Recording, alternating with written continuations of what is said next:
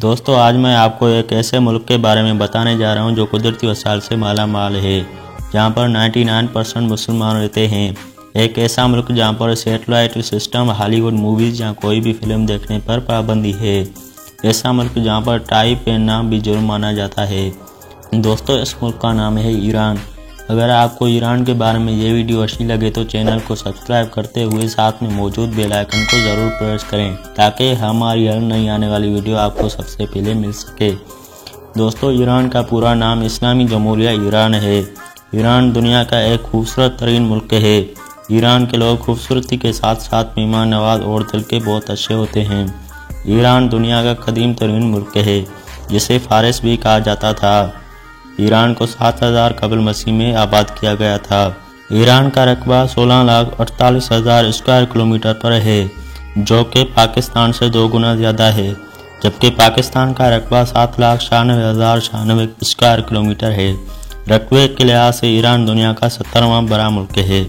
दोस्तों जबकि आबादी की बात की जाए तो ईरान की आबादी 8 करोड़ से ज़्यादा है, जिसमें सबसे ज़्यादा तादाद शिया मुसलमानों की है। आबादी के लिहाज से ईरान दुनिया का 18वां बड़ा मुल्क है। ईरान का सबसे बड़ा शहर और दारुल हुकूमत तेहरान है। दोस्तों क्या आप ये जानते हैं ईरान के परचम में जो रंग हैं इनका मतलब क्या है? दोस्तों दुनिया के किसी भी मुल्क के परचम की एक अलग ही पहचान होती है। जैसे हमारे पाकिस्तान के झंडे की बात की जाए तो सब्ज रंग मुसलमानों की पहचान है और सफ़ेद रंग अक़लियत को ज़ाहिर करता है, जबकि इसमें मौजूद चांद और सितारा अमन की अलामत है। अगर बात की जाए ईरान के परचम की तो ईरान का परचम 3 रंगों सब्ज, सुर्ख और सफ़ेद पर मुश्तमिल है। सब्ज रंग मुसलमानों की नुमाइंदगी करता है, सफ़ेद रंग अमन की अलामत है, जबकि सुर्ख रंग मुल्क पर कुर्बान होने वाले शहीदों की और बहादुरी की अलामत है। ईरान के परचम में सब्ज और सुर्ख पट्टी में ला इलाहा इल्लल्लाह लिखा हुआ है।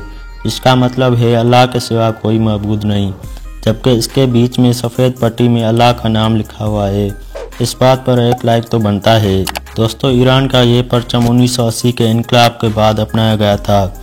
पहला ईरान का परचम स्क्रीन पर नजर आने वाला परचम था। ईरान तेल, गैस और मादनी वसाइल से माला माल है। ईरान अपना तेल आलमी मुआशी पाबंदियों की वजह से दूसरे ममालिक को फ़रोख्त नहीं कर सकता। इसी वजह से ईरान में तेल इंतहाई सस्ता है। ईरान में तेल की फ़ी लीटर कीमत पाकिस्तानी रुपया के हिसाब से 20 रुपया है। दोस्तों तेहरान ईरान का सबसे बड़ा शहर और आबादी वाला शहर होने के साथ साथ ईरान का दारुल हुकूमत भी है। इससे पहले ईरान के शहर अस्वान, काज़विन, शिराज, मशहद और हमदन इसके दारुल हुकूमत बन चुके हैं। तेहरान की कुल आबादी 1 करोड़ लोगों पर मुश्तमिल है। तेहरान का शुमार इस वक्त दुनिया के खूबसूरत तरीन शहरों में किया जाता है। दोस्तों आपको ये जानकर भी दिलचस्प लगेगा कि ईरान में पसंद की शादी का कानून भी मौजूद है। इस कानून के मुताबिक लड़के और लड़की को पसंद की शादी करने की कानूनी इजाज़त है और शादीशुदा जोड़े को किसी भी किस्म की मजम्मत करने का सामना नहीं करना पड़ता। ईरान में पसंद की शादी करने की शरह 96% है। ईरान का शुमार दुनिया के सबसे ज़्यादा पहाड़ी वाले इलाकों में होता है। ईरान की मौसम गर्मी में बहुत ज़्यादा सख्त गर्म और सर्दी में बहुत ज़्यादा सख्त सर्द रहती है।